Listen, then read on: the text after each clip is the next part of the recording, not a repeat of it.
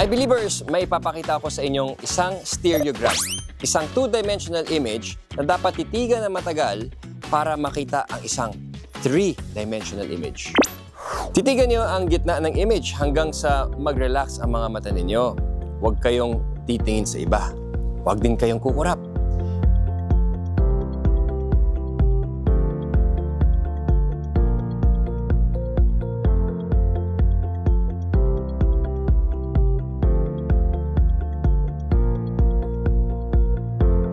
Titigan lang ang gitna ng stereogram.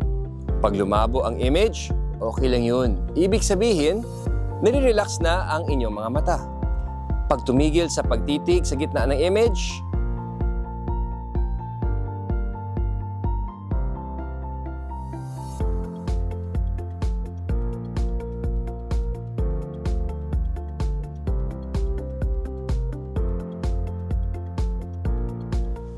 at pag nakita nyo na ang 3D image, i-share nyo dito kung ano ang nakita ninyo at pusuan ang post na ito. Okay guys, i-challenge nyo rin ang mga kaibigan ninyo at iba't ibang mga kakilala. Share this post para malaman kung pareho nga ba ang nakita ninyo.